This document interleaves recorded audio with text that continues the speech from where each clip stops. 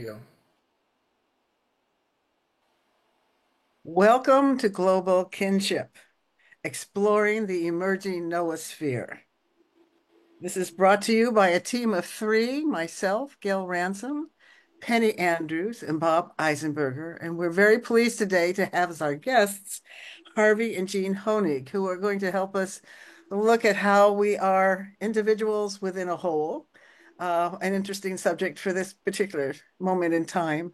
And we're glad to have them, their leadership brought for that. The noosphere is a time of acceleration and complexification of the human species. We don't think about this often, that early in time, we were glad to have discovered fire and spent about 10, 20,000 years just enjoying that discovery.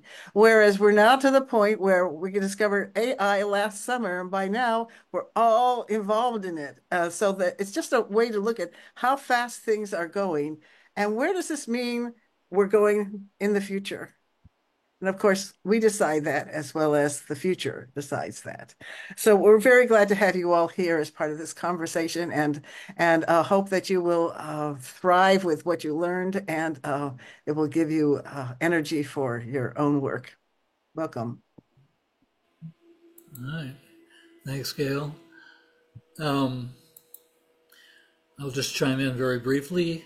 As for our protocols, we ask that you mute yourself, keep yourself muted, unless you're about to ask a question, which we I think we'll have time for at the towards the end of our session together. Um, and when it is time for a Q&A, if you would search for your Zoom toolbar, there's a reactions button there, and then you'll see the words raise hand. And if you just click on that, it'll put you in queue, and we'll be able to get to everybody in sequence. Thank you for that. And now back to Gail.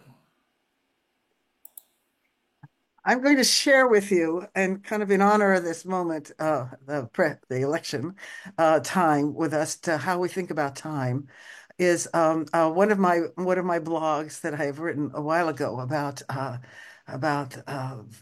perception of time and experience of time. So I'm not going to read it. I'm just going to paraphrase it for you. So I'm in rush hour and I'm waiting to get home, anxious to get home. And I see the car in front of me put on their brakes. And then everyone else sees this so quickly. My car hits that car. But for me, who sees the car and the accident happening, everything goes very slowly. And it's the same amount of time. So this expanded experience of time, when we lose track of time with meditations or creativity, um, it's connected to this expanded time that I was just describing. I felt it when my children were being having some kind of trouble, that there was this time that opened up very large for me to really think what needed to happen right in that moment and do it and go forward. What for actually in my children's time was very fast. So there have been some studies about this phenomena where our brains take more time to collect information, and therefore our experience of time, which is of course all about how our brain perceives us in relationship to motion, and and how it unfolds for us. But as far as an image for us to think about, as far as moving forward with the hope of finding a time when we can become a unified humanity and where compassion and relationship, good relationship exists together, and is the thought that I had in a meditation where in the meditation, there was a sunset way far away, and it was red, very red. And above it, it was kind of dark and foreboding. And down below, this orange color of the sun was also on all the lakes, and it looked very foreboding. And in between, there was this kind of white cloud of goodness, this white cloud of possibility, of potentiality, going right through the center of it. And as I watched it, everything slow and fast, came to the same point at the end. So sometimes we feel like time is gone and we don't have any time. But there is this phenomena that helps us do this work, take the time it needs, and still arrive where we need to be at the end. Thank you. Thanks, Gail. Thank you, Gail. Well, we've had quite a week. We'd be remiss if we didn't take a breath and just speak to it head on. And these were some of the first words that crossed my Facebook yesterday morning, written by the woman who leads a Milwaukee community garden. She's African American and brings her perspective to where we are today. You are awakening to the same country you fell asleep to, the very same country. Pull yourself together. And when you see me, do not ask me, what do we do now? How do we get through the next 4 years? Some of my ancestors dealt with at least 400 years of this under worse conditions. Continue to do the good work. Continue to build bridges, not walls. Continue to lead with compassion. Continue the demanding work of liberation for all. Continue to dismantle broken systems, large and small. Continue to set the best example for the children. Continue to be a vessel of nourishing joy. Continue right where you are, right where you live into your days. Do so in the name of the Creator who expects nothing less from each of us. And if you are not continuing all of the above in community, partnership, collaboration, what is it you have been doing? What is it you are waiting for?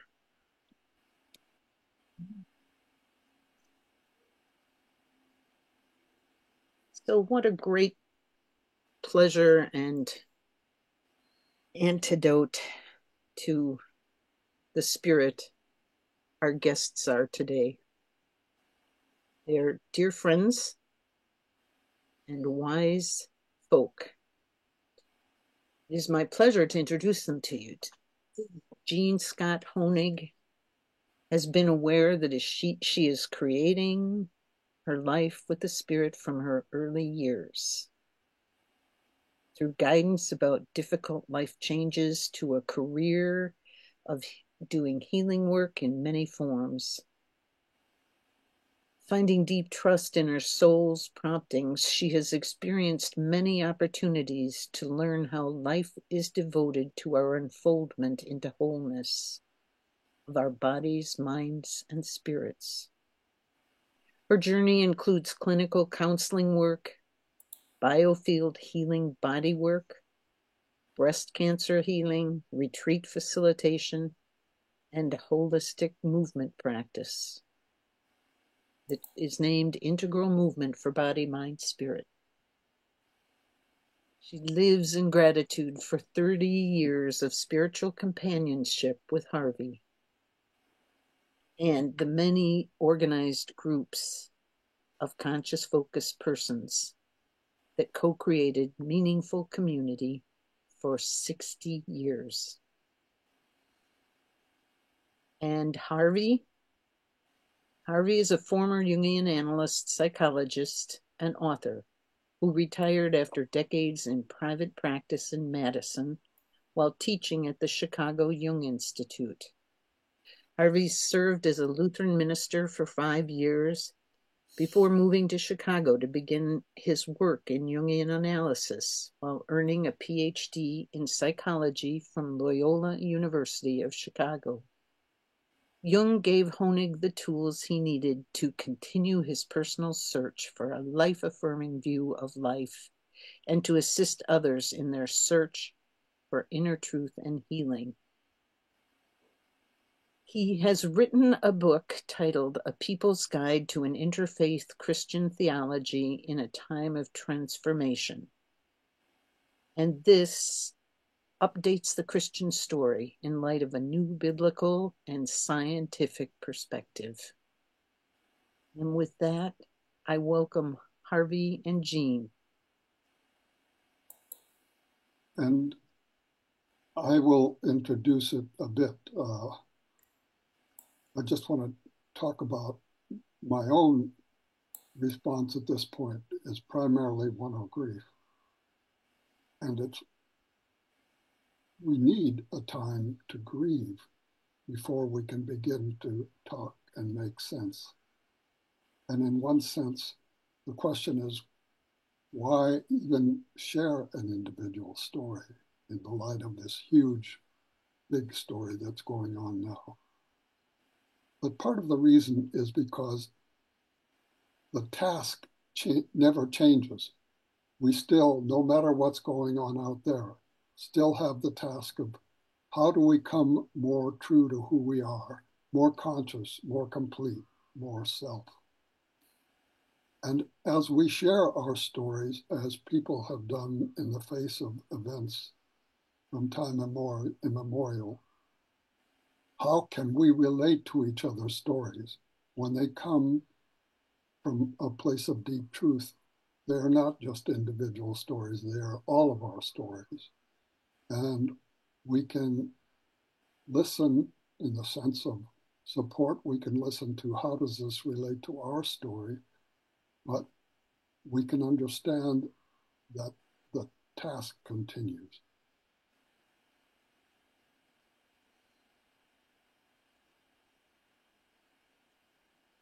Jean will tell her story now.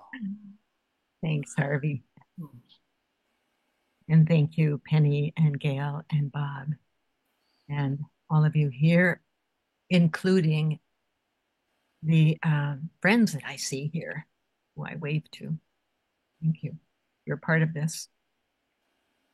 And so I want to start off with just a phrase that means so much to me about spiritual journey. God comes to you disguised as your life. The words of spiritual director Paula Darcy. And I believe you agree with me that our spiritual life, our spiritual journey is sometimes a huge challenge, as we now have. A time when our inner and outer lives, when all our humane values, everything is in need of showing up and growing, time of expanding heart and spirit, and wrestling with the better angels of our nature. I've never spoken of the arc of my own spiritual journey, the whole arc anyway, and there's too many things, but I hope I can reveal at least the most important understandings that have arisen, and some are actually recent. So even at 80, I guess I'm never too old to discover.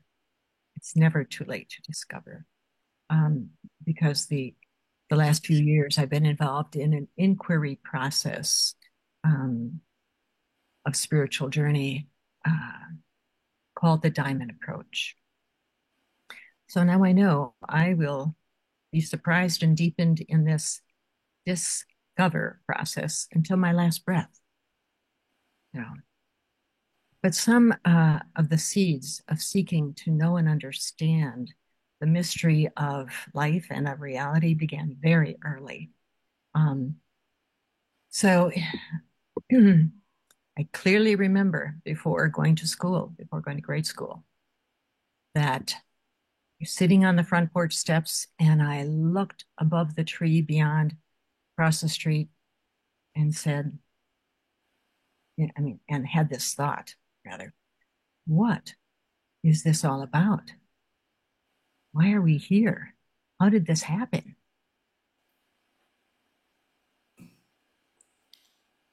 That moment was out of the ordinary for me at that age.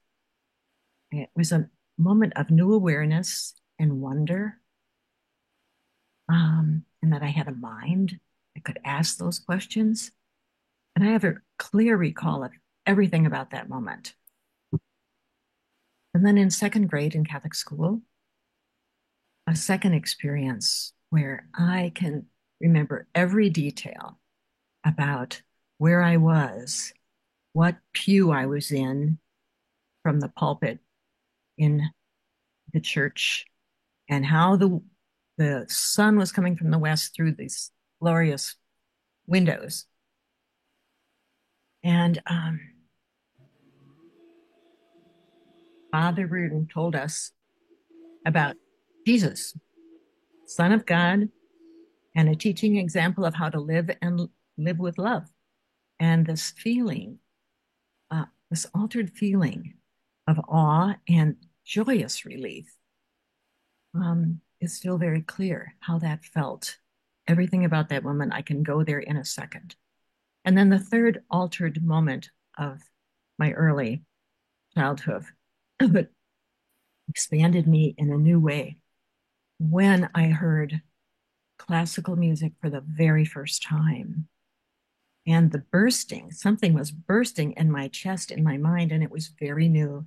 And I wondered if this music could be so magnificent and affect me in this new way, then there must be so much magnificence about life that I could discover.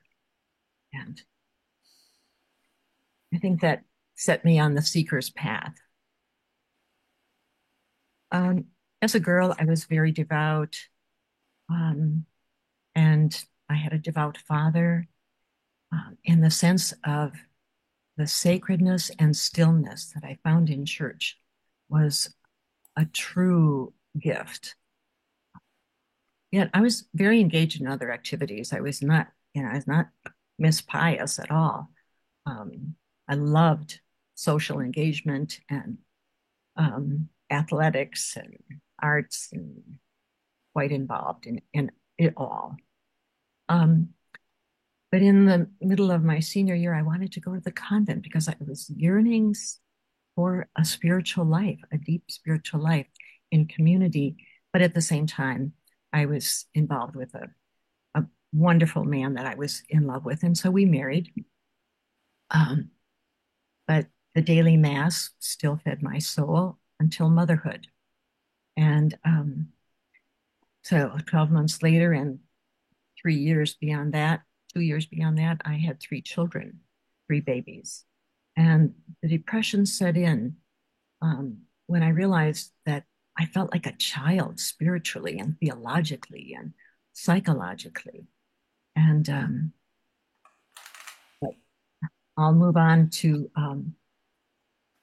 what happened after I was able to get some of that help. And a spiritual mentor showed up for me when I began teaching CCD at our parish.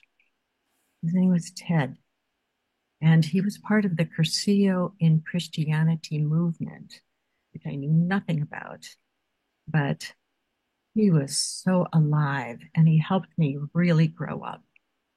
And I want to tell you, the last time I saw Ted, seconds after, I had a strange sensation in the middle of the night, and where my body, I just woke up thinking I must be dying. My second thought was, Ted is dying, even though I didn't know he had any illness.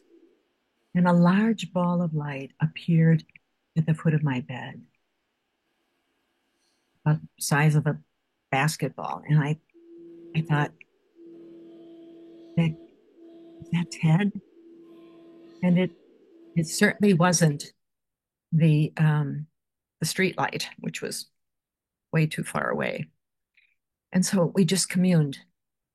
But it certainly let me know that there's a bright life after death. So these are all unbidden experiences I'm relating. Another unbidden one happened when I was about 25, after I did my own Curcio retreat. There was a woman's retreat that I could go to.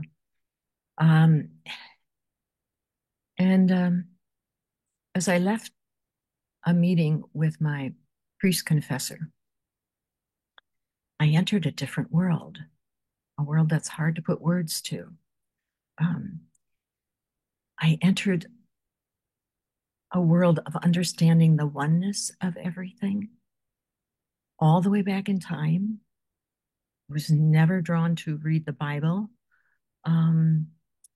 but I could open the Bible and just feel connected to the deeper truth of what I was reading. And it felt like I was moving with ease for the first time through warm honey love. But there's no words. Yet I knew that everything was connected everywhere and deeply to a foundation of love. My body became really a warmer temperature, which was nice. And I felt the inner fire, and it was so useful for all kinds of spiritual activism at that time, in my 20s.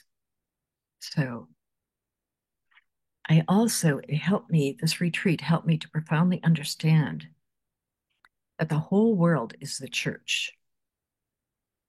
Everything is the sacred community.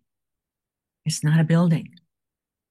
And this was new to my 24-year-old mind. And so humans, plants, animals, all the elements, everything is our kin, our life's support, actually. I'm going to skip over the things that I was all involved in spiritually during those years. But I understand that took me away from the organized religions, which seemed, and the Catholic religion was mine, it seemed static compared to the aliveness of the spirit that I was experiencing and coming to know. And it brought me to a new threshold, a terrifying one, because I knew that I needed to be in the world and not a housewife homebody. So with a strange mixture of inner fire and depression, this came to a head in 71. And as hard as I tried not to believe it, the still inner voice was telling me, you must take this leap into the unknown. You will not be alone. You will find yourself. You will survive this abyss in a good way. And I was able to do that just because of that assurance that I trusted. And there's a long story to how I got to the West Coast with my 3 children. And yet the trust was well founded, and I felt grace helping in each challenge: job, childcare, house, car. The impossible became possible, and all in a good way.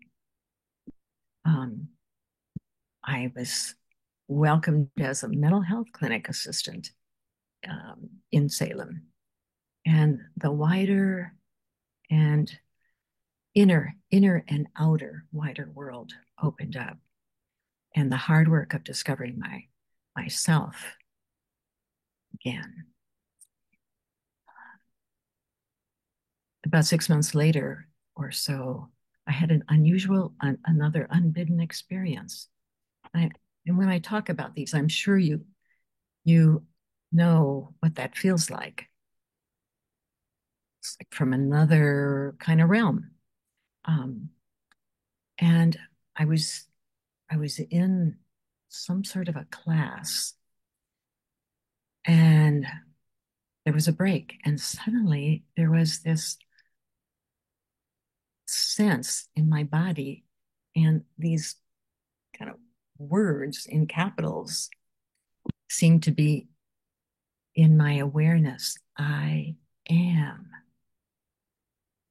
And I thought, I am. I am. I mean, it is like, yeah, I am. It was new. It, I don't know how to explain why that should have been so new, but it, I don't know. I'm at a loss right now. But that deep trust kept happening.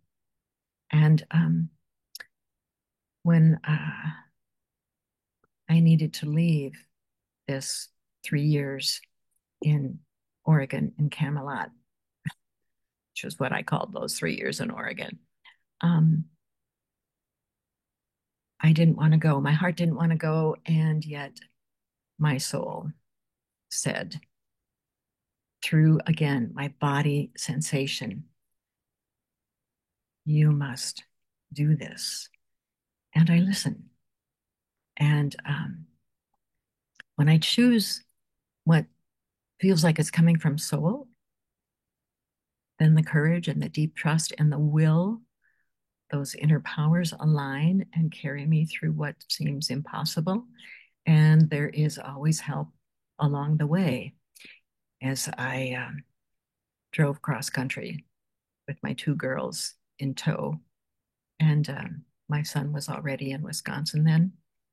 And yeah, angels all the way. So in Milwaukee, there were so many things that helped me continue to grow.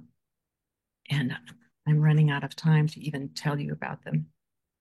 But yeah,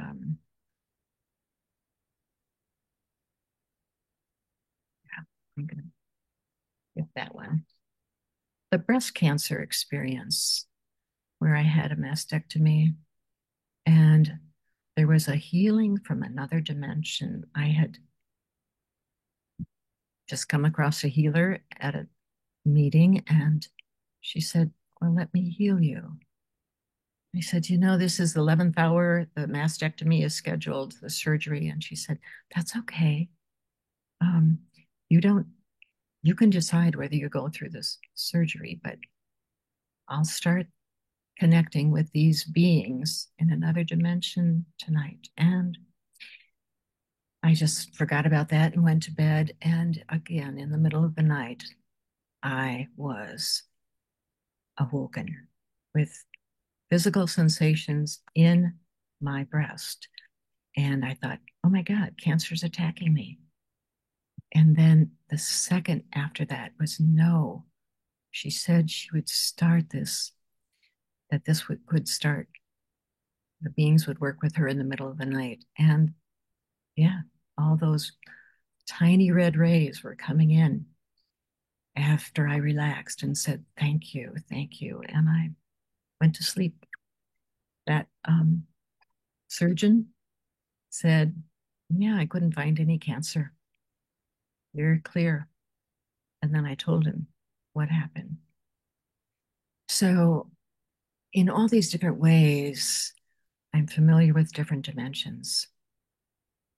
And if there is just a few minutes left, I'd like to share from someone else who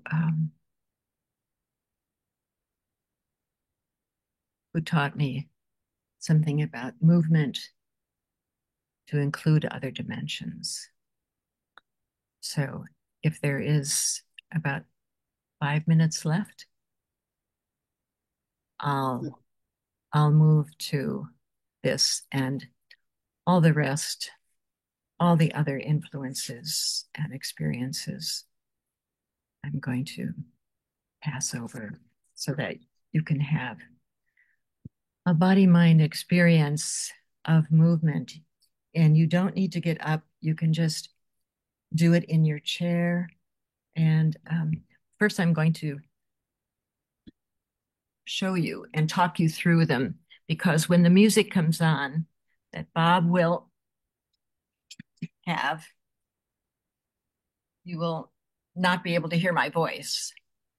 So these are the simple 4 movements. And this is from Al Huang, a Tai Chi master. And it's called Embrace Tiger, Return to Mountain. And there are 4 movements. And when there's music, I will go through them twice because there's a different emphasis in the second. But right now, this is what they are. Embrace Tiger, return to mountain, like snowflakes. Open up your legs and become the mountain. And then, so that's air and earth, and here's water. Just let your lower arms move away. Let your lower arms help you survey all that is wonderful and beautiful and that you feel grateful for in your life, in creation, all the kin. And then in the fire in the belly, bring that home to the fire in the belly. Just so you scoop in that nourishment, you harvest the nourishment, let all of it nourish you and let it go. And then again, second time, embrace tiger, return to mountain.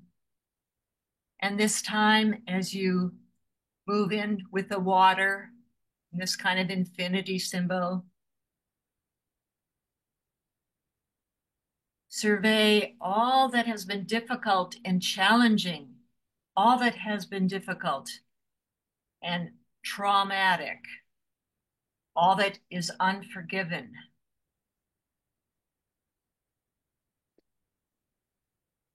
And bring that into the fire of the belly. Harvest it all. Let all those challenges be part of your nourishment, part of our spiritual life, and let go. And then one more time, bring your legs together, and we finish with embrace tiger, return to mountain, and bow to all that is. Okay, Bob, thank you. The ocean sky.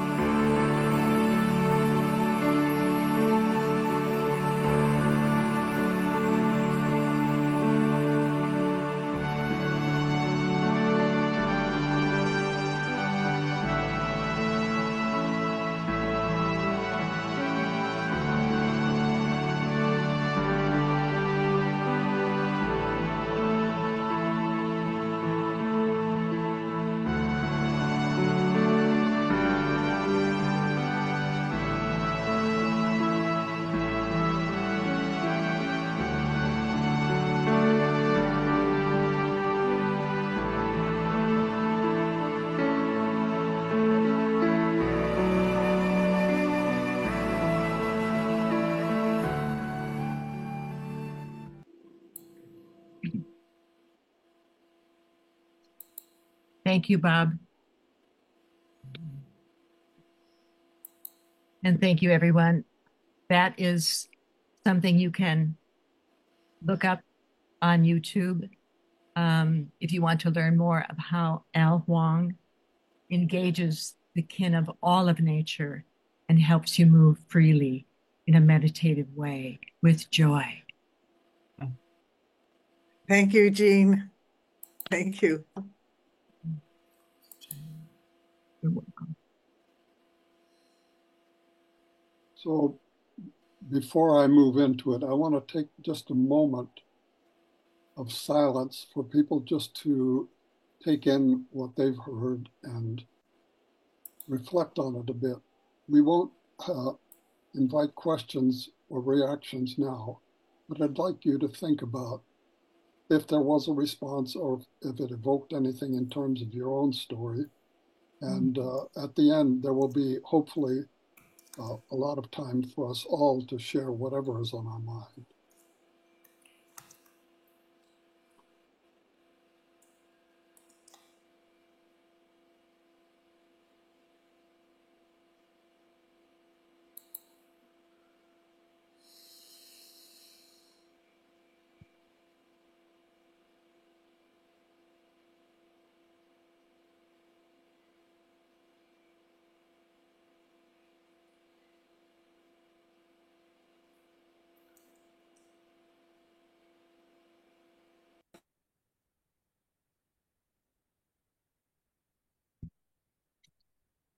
Now I want to begin by saying this presentation is very different because of the events of a couple of days ago than it would have been.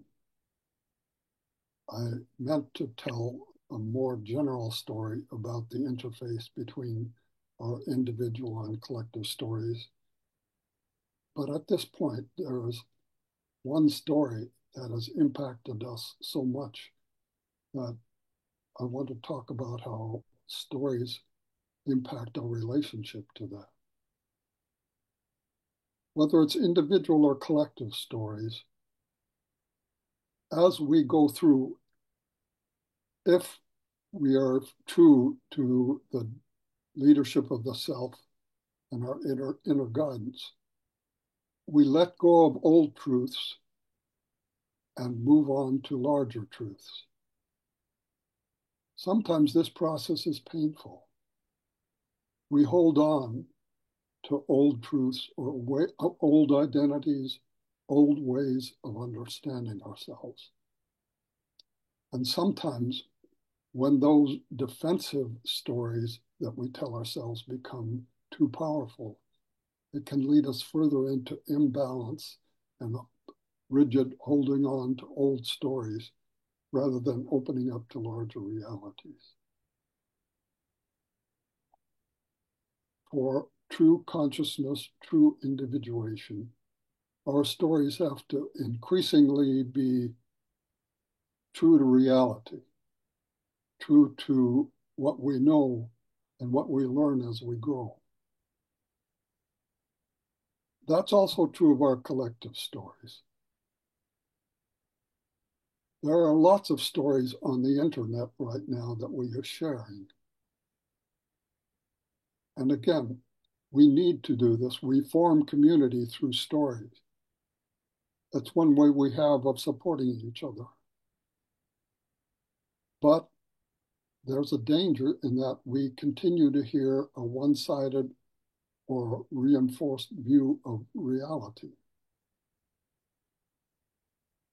So we can create all kinds of stories about why our side lost. And some of them may be true, because one of the things that we increasingly know is that there is no one truth. There is no total right or wrong or good or evil. It's, does this story help me to grow, to be more in line with reality as it is? Or is it a way I'm defending myself from seeing the larger reality? How can I make that distinction in my life? one of the stories we can tell ourselves is we need to fight back. Or we can tell ourselves we need to love more than ever. These are not true or false stories. These are stories that don't encompass all of reality. And when we turn it into a fight, sometimes we distort reality. When we see only love, sometimes we distort reality. And yet, somehow, we want our story to be large enough to support all of us. So, in our collective stories too, how do we move beyond our protective identities and stories so that we can take in awareness of all that is? In the path that Gene is following, the diamond approach, one of the things that he talks about a lot is arriving at true nature. And that along the way, we need to tell ourselves stories to get there. But eventually the goal is to dispense with our stories. How do we simply look at reality and be with it? How do we be with all of nature, all of reality?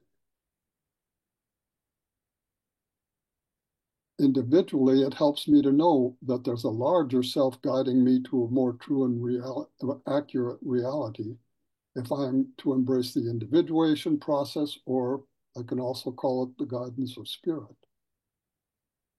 So collectively, what are the stories which embrace the larger reality of the dark and the light, the integration of the opposites?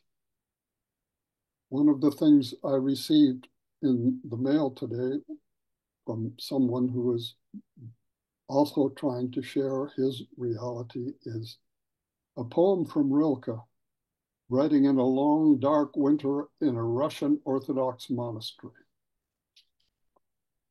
You, darkness, of whom I am born, I love you more than the flaming light that limits the world to the circle that illuminates and excludes all the rest.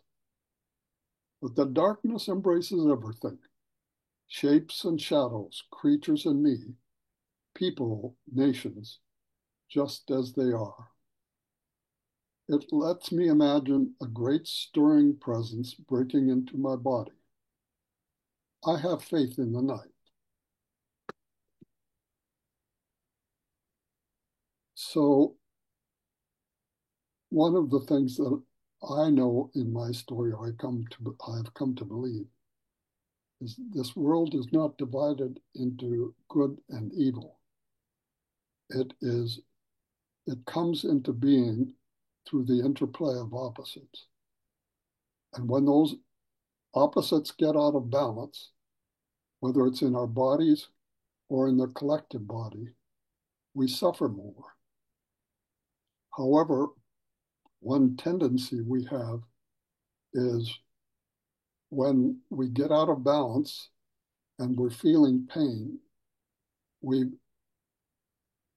go even more out of balance and try to fight the pain rather than come to listen to it or understand, what is this pain telling me? How do I embrace this pain and listen to it in such a way that I can know what the larger reality is? Our one story which we share is the story of evolution. And evolution is not a story of good or evil. People experience good and evil as as we get out of balance or as we suffer in our life.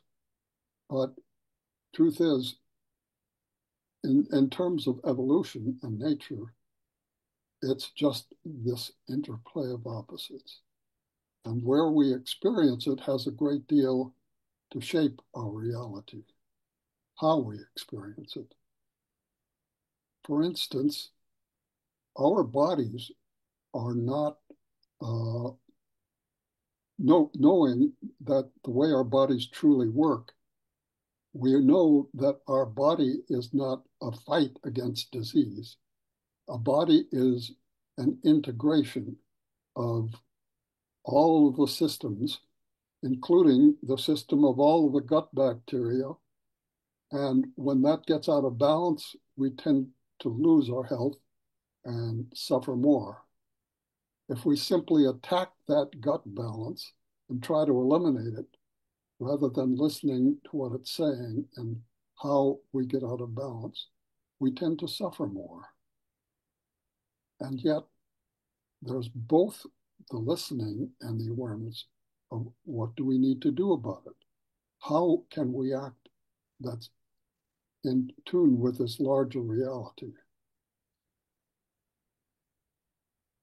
However, the huge changes in our reality, in our perception and knowledge of reality, are in terms of evolution. Also, the way we sometimes protect ourselves, and sometimes these new awarenesses are a threat to our reality. Would you put up the picture of our one shared earth?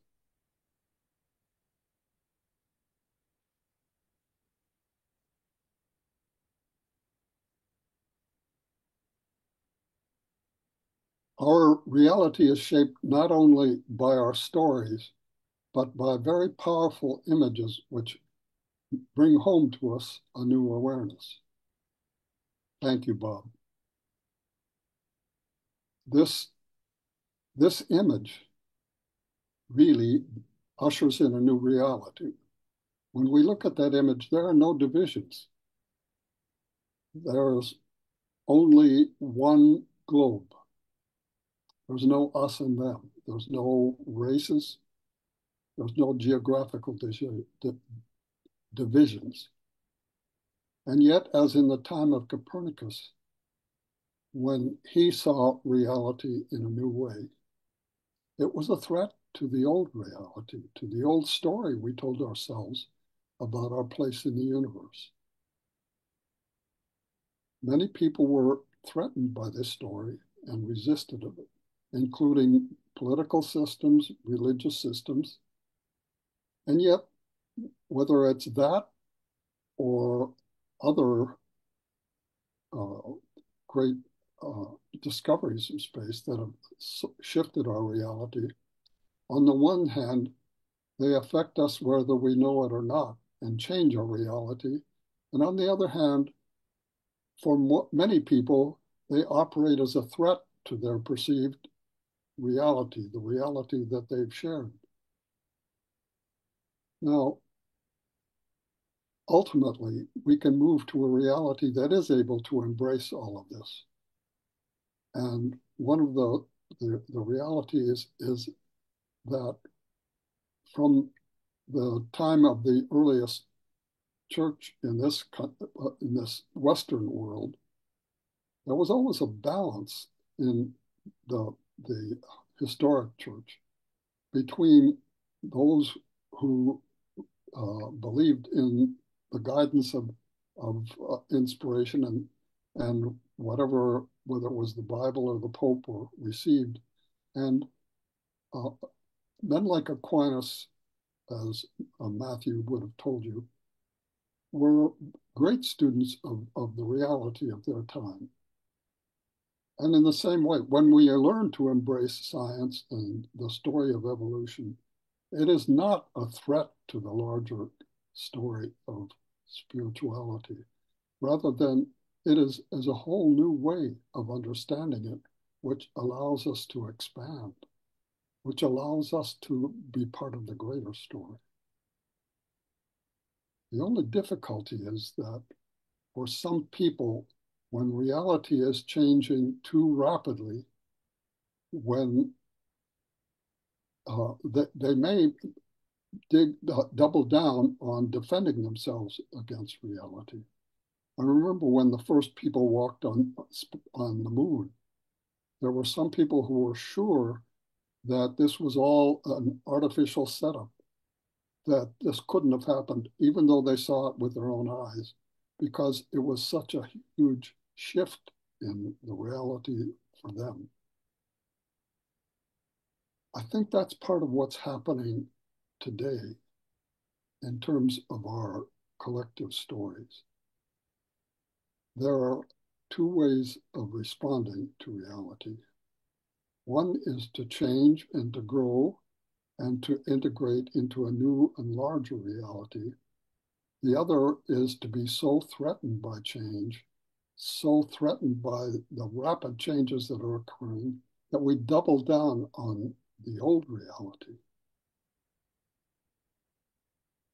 While this sometimes works, as in our individual health stories, when we double down on reality and become even more extreme in our beliefs, it helps protect our identities for a while.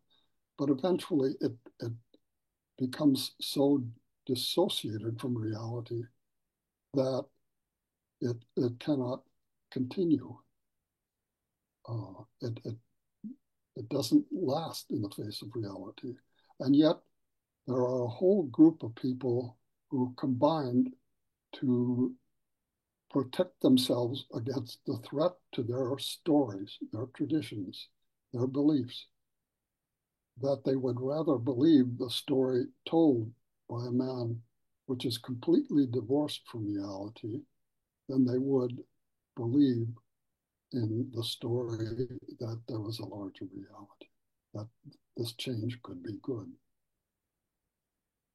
While we have to understand the reality of it and understand where it's coming from and have some compassion for it, we still must maintain and proclaim a different vision. And there are two very different visions, even those growing out of evolution. One of the early ways of responding to the idea of evolution was the story of the survival of the fittest. This was not Darwin's teaching. This was, I believe it was Spengler's interpretation in his story. As we've come to know reality, the true nature of evolution, we've come to understand much more how it is the result of cooperation and of systems merging, of individual bacteria to moving to something larger and more complex. Now, for all of that to happen, these individual cells had to die. For all of the new to evolve, some of the old had to die. But this is also all part of the evolving reality. Now, these two stories have been popularized in our culture through another major story. And that's the story that Ayn Rand told in her books about the power of the individual and the only way to succeed, the only way to be a true human being is to be ruthless in your drive for power and domination. The weird thing is that this could lead to a total split in people's view of reality. In our own neighborhood here in Madison, we had a neighboring representative, Paul Ryan, who was an avid devout Christian and an avid follower of Ayn Rand. He had no awareness of that these were different stories. And Christian nationalism is another form of making this the story. That underneath the story of the humble beginnings, there's a fear of loss of power. And the way the church first betrayed this was their giving over to power in the time of the empire, Constantine, sorry.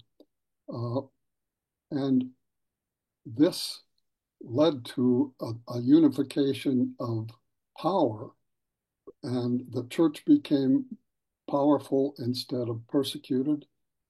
But there were more Christians killed by other Christians during that time, and the need to unite under one story rather than the multiple stories that had been told until that time, that it proved destructive.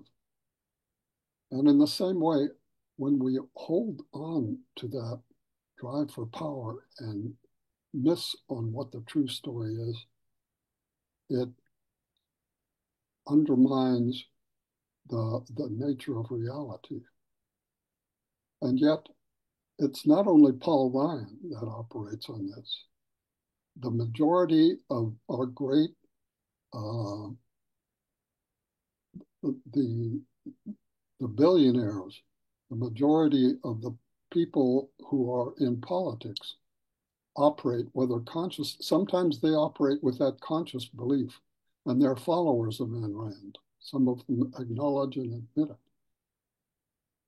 Some of them probably are not even aware, and yet this is the power drive that wins over. So it's one of the things that has become more and more unbalanced, and yet we don't control the nature of reality as it unfolds. This is unfolding not only in our country, but in Western Europe. And we may wonder why. Why is this need to protect old realities in the face of change? David Brooks said that in the face of,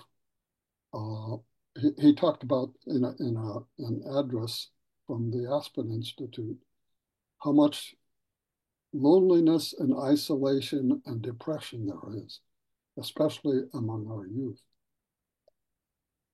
There's something like a 40% incidence of depression and loneliness. And he found, or generally, there's a high correlation between the spread of the internet and the incidence of loneliness and isolation.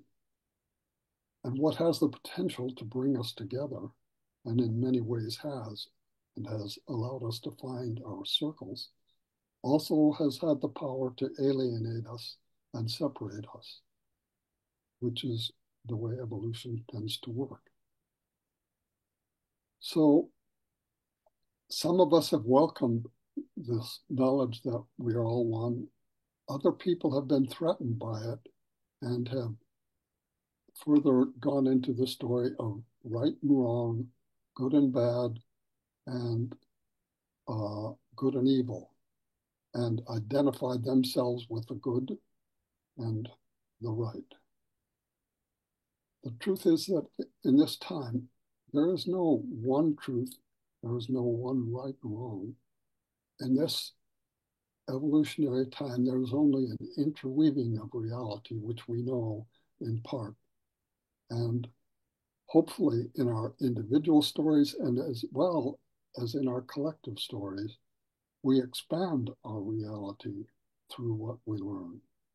But it is true that for many people, it's been too scary and too threatening, and it's passed them by. They don't feel they can cope with it, so they need something to explain it, and they go back to the old stories even more rigidly. This separation from reality cannot last forever, and eventually it collapses. But we don't know how much suffering there will be in the process of this twist of evolution.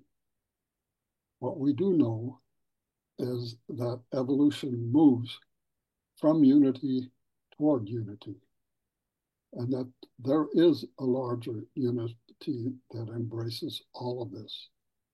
In Chardin's terms, we are moving toward an omega point, a noosphere. toward a larger consciousness. We're moving from the love of power to the power of love. And as Chardin says, when we truly have discovered the power of love, we will have known fire for the first time. So these are some of the larger stories we can understand, both the complexity and why people tell themselves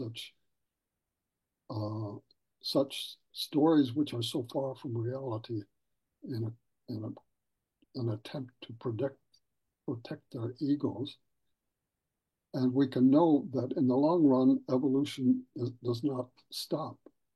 But we can also have compassion for the pain and suffering along the way.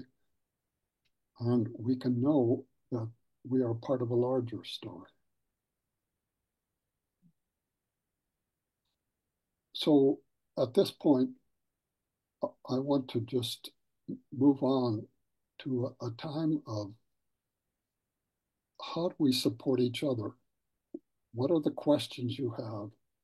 What can we say to each other at a time like this that helps us expand and not protect ourselves through our own stories? That's great. Thank you, Harvey. If anyone has a question or a comment in response to Harvey's invitation, please, once again, check your reactions button on your Zoom toolbar. You'll find the words raise hand, and just click on that and you'll move to the front of our queue. And you can address it to me or to Jean or to both of us. Or neither. All right. Let's, Altar, are you trying to raise your hand? Nope. Okay.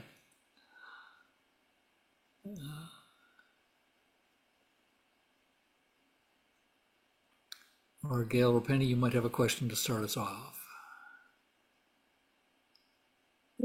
This isn't, you didn't touch this directly, and thank you, Harvey. You give us a lot to think about, and some of us on this call are also studying with Brian Swim and autocosmology, and your sharing was very much in line, as was Jean's, with what we're thinking about there. But one thing I wanted to know, because Jung was such an influence on you, is he still teaching you today? Does his core teaching stand the test of time? And was it represented in your talk today?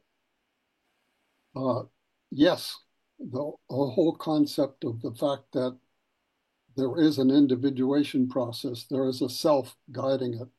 There's a self which is in touch with a deeper reality, even when our ego does not always understand it, and that there is the interplay of opposites. Now, Jung talked about it as the tension of opposites. Sometimes I think of it, it's either the tension or the balance of opposites. When they operate as they should, then the suffering lessens. When they don't, when they get out of balance, the individual response is to wait for the third thing that can emerge in a new way.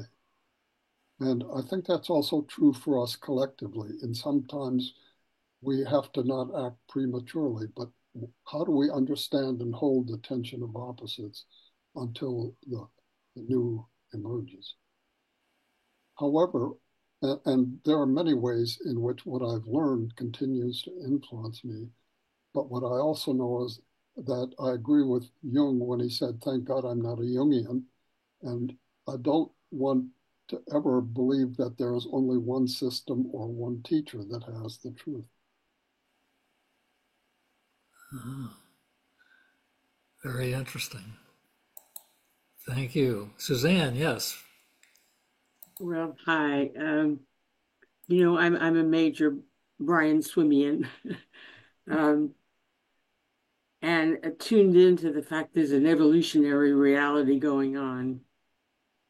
Just a way to see everything, not so much about opposites and whatever have you, but that there's a learning going on, and it just hasn't reached everybody yet. Um, I'm going to be doing a podcast right after this. Somebody has me as the guest, and he wants me to talk about Maslow, because I passed along a piece a while ago, a very beautiful piece, about Maslow not really um, being a fully evolved perspective.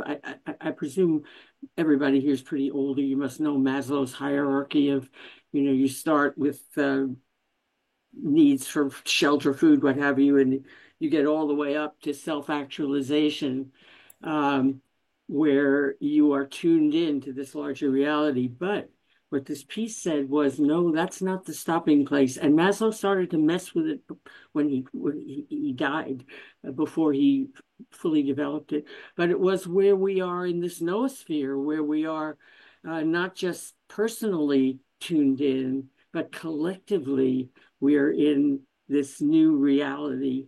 And it was a beautiful piece about reminding us of the indigenous heritage. They knew that. They didn't have to self-actualize. They were there. They were actualized. They were of it from the beginning. They were a circle, not a line. And of course, we wouldn't have our civilization if that's all we had understood. But nonetheless, just very interesting perspectives on this whole situation.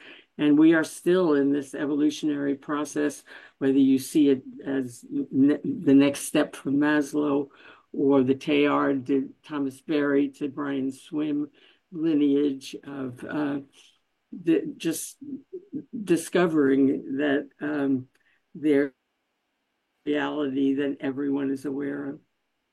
Mhm. Thank you. Yes, thank you. And I think it's true that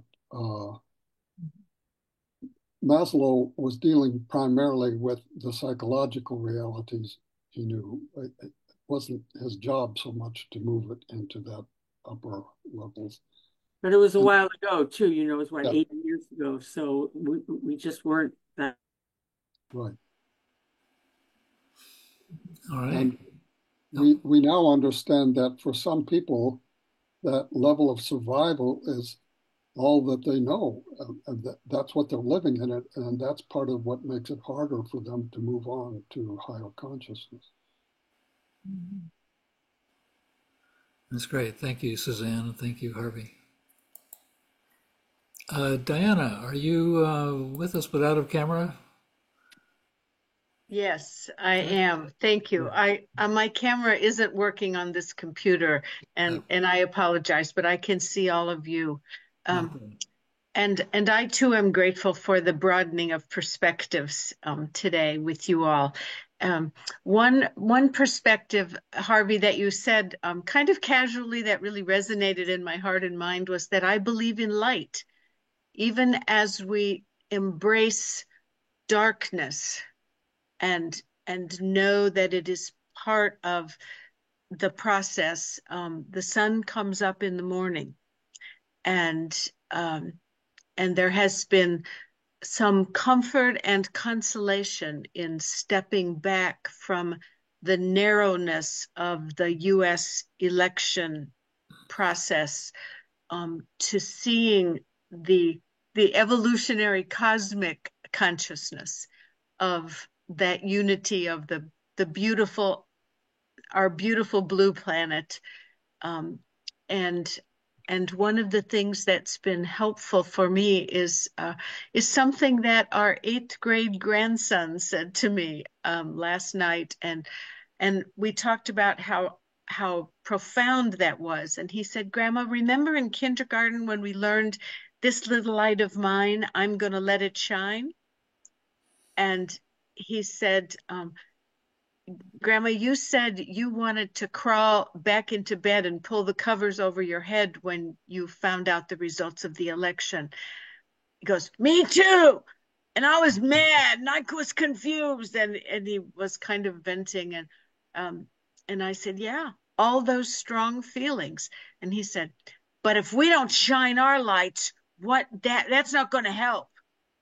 And to believe in our connection with divine that, back when we were in first grade, we were taught, okay, we're God's children and God is Father. So I have my DNA from my father and my mother. So I have divine DNA, and we all know in the evolutionary process that's becoming more theologically apparent as well. And for each of us to reflect that light, to manifest it to the world, that we cannot overcome darkness with darkness, that we must be and do our tiny pinpoint of light in a sky that sometimes seems dark. This week seems dark. So to have that cosmic perception of, yes, the sunrise will come, and my tiny speck of light, joined with all of you in collaboration and cooperation, and the expansion of evolution, will carry us forward. So thank you very much. Mm-hmm. Thank you. Thank you very much. Cedar, yes. Unmute yourself and go ahead. There. David wanted to speak. Actually, I'll tell you, just my thing is I'm putting on my curiosity spectacles. What's going to happen now? I'm curious. But anyway, Yes. David had a response. Yes, I think curiosity is a very useful, and that's part of what inquiry is in the diamond process, to just try to let go of our old stories and perceptions and what is this? What does this mean? My hand up was a feeling I had as response to both of your presentations, which are wonderful, is that this foundation for me as a former pastor, et cetera, has always been the idea of love as breaking through all kinds of barriers, a gentle love that doesn't take offense, but try to understand the greater reality that might be uncomfortable, might tempt me to become angry. How many times has that happened in my life? But I will always work on the idea of love in the Christian sense of, well, Jesus' love went all the way to the cross and beyond. And I've always tried to see the truth of the greater reality that I don't know the whole truth.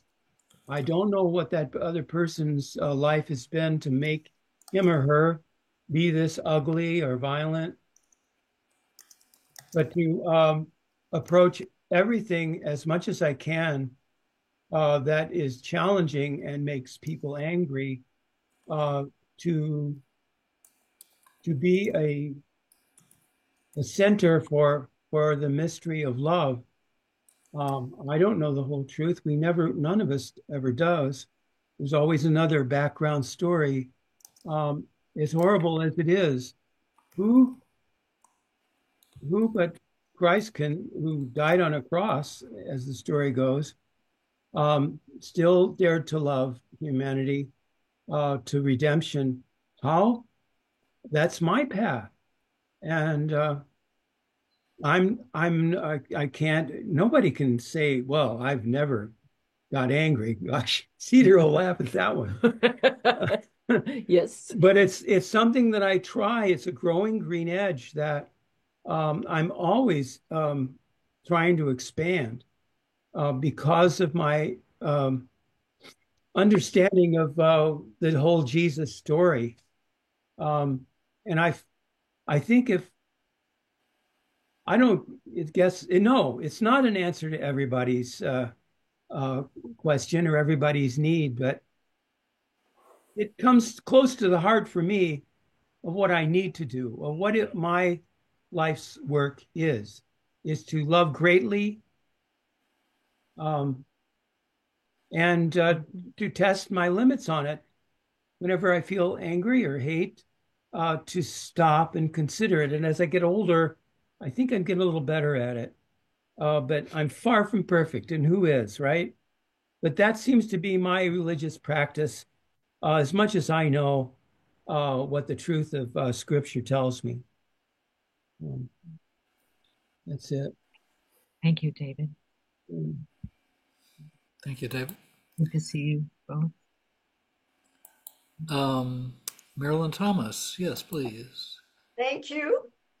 Just to follow up on what Cedar said, if you want to talk about failure, we had just looked at Jesus' life from the perspective of the people around him. Nobody suffered a greater failure than he did. And everybody who followed him, that was a total disaster.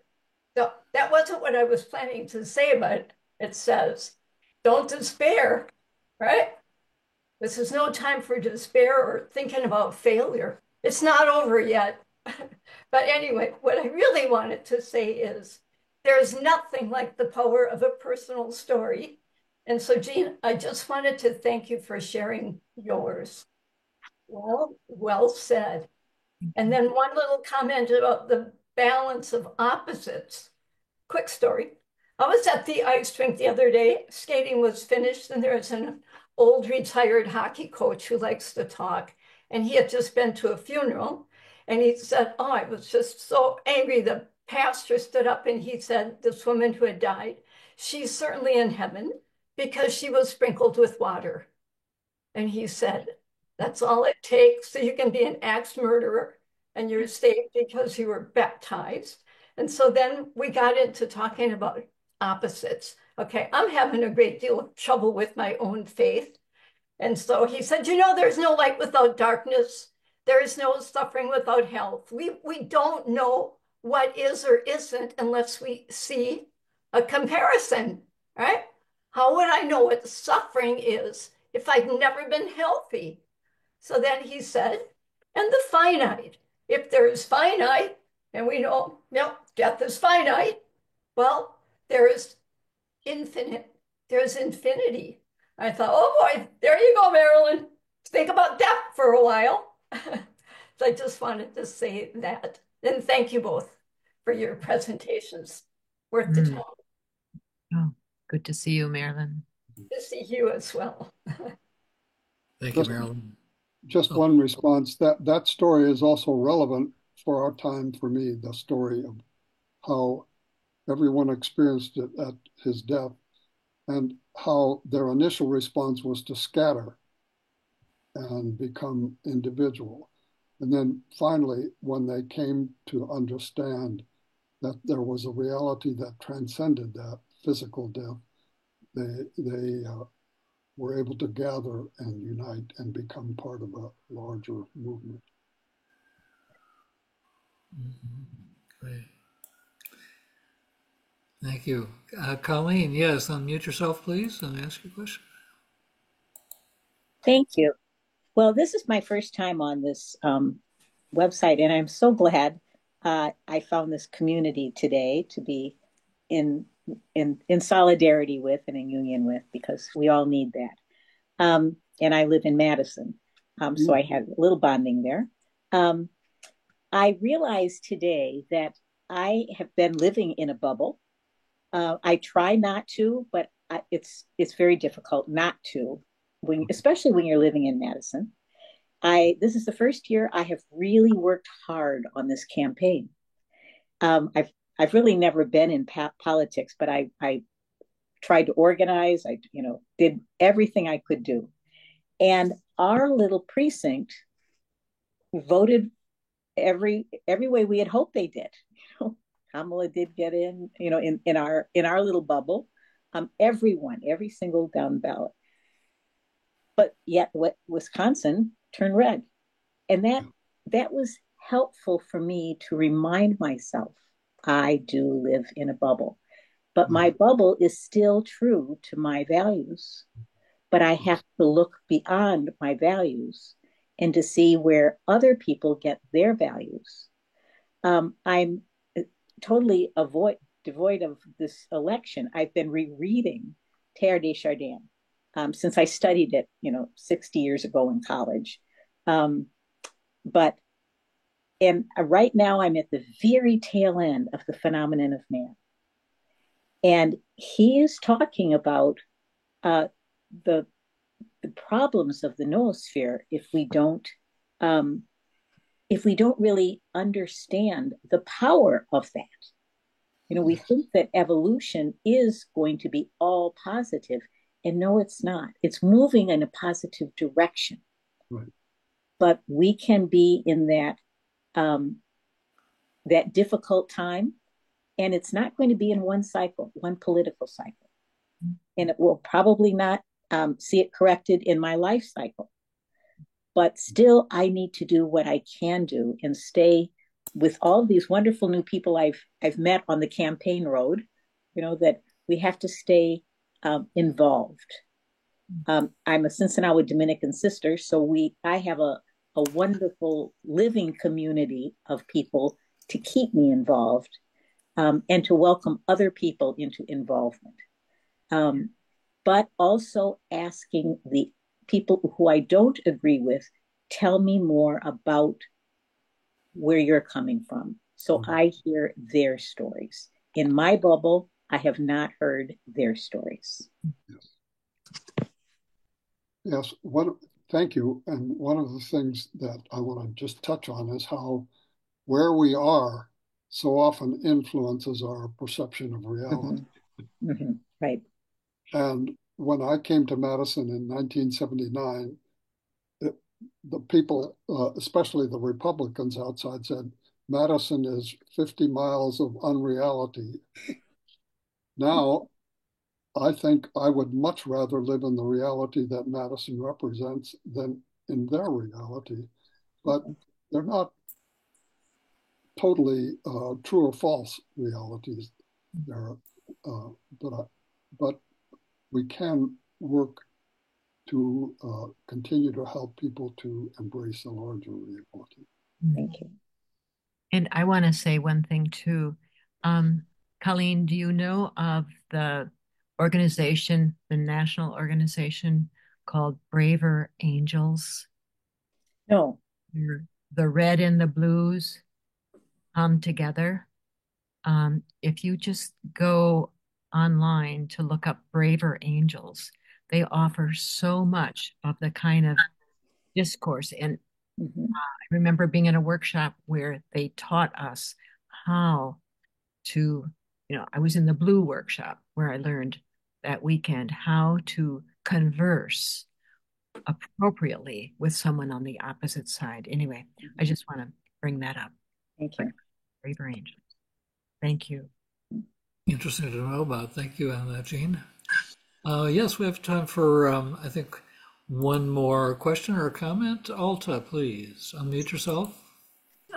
Hi. I first of all, I just want to say thank you so much to both of you. This was such a appropriate talk from both of you, but I want to say that I heard myself talking to a friend today and dividing things into good and evil.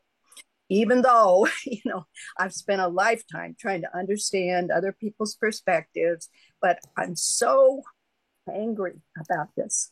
And I was saying, oh, well, we just got to recognize that there's this collective unconsciousness of people who are just not willing to understand, and there was a part of me that was sitting back and listening to me say these things, and to your point that you were making, I think, Harvey, that it's not about that. It's about the darkness.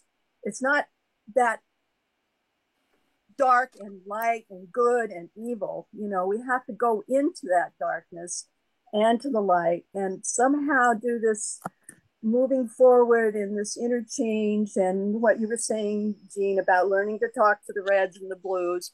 But boy, what we just been through and what we're going through right now, it's so raw and it's so easy to get angry and to have them and us, those people. And we live in a hotbed of Trumpism. And, and I found myself looking at people with their Trump signs, and we still have the Trump Vance signs up all over the place. And anyway, it was a great reminder to me that that's not gonna, I need to grieve about it. I need to vocalize it, and I need to let it go. And this was a great reminder of that. And I thank you. And I thank you, Jean, for your wonderful talk about your personal journey, as we've known you for many, many years, but I learned beautiful things today, and I appreciate it so much. And thank you again, both of you. You were such a part of that in Oregon. Thank you. And Alta, there's a YouTube, I believe it's still up, with the Braver Angels, where you see how the red and the blue in the town in Iowa were together for a workshop led by the head, Bill Doherty, who is a family therapist. He's one of the starters. He's the blue starter with the red starter, and shows the evolution of what happened over that weekend with red and blue. We gotta wind up now. Okay, thank you again. Thank you. All right. Thank you for that. Right. So we're just approaching our promised time of ending. Remind me, please. I think one of you might have had some words of observation or closure for us. Do I remember that correctly? With all of the talk, I'd like to end with two poems. One is from Japan, and this comes from a book which takes place in Japan, but it's the Zen consciousness. In this world, we walk on the roof of hell, gazing at flowers. The second is The Peace of Wild Things, which is probably familiar to all of you, from Wendell Berry, but it really speaks to me right now. When despair for the world grows in me, and I wake in the night at the least sound in fear of what my life and my children's lives may be, I go and lie down where the wood drake rests in his beauty on the water, and the great heron feeds. I come into the peace of wild things who do not tax their lives with forethought of grief. I come into the presence of still water, and I feel above me the day-blind stars waiting with their light. For a time, I rest in the grace of the world and am free. Thank you. Thank you. Thank you. Thank you, Jean and Harvey. Thank you. What a rich time. Thank you so much. Thank you. Absolutely. We appreciate both of your reflections. Put together. Yeah. Let's do it again. So if those of you that were curious might not have seen the chat, this session has been recorded and we'll be posting it on YouTube a little bit later this evening. If you search for Creation Spirituality Communities, when you find that channel, you'll see some playlists, one of which is labeled Global Kinship, and you can always find all of our speakers there. And beyond that, we'll wish you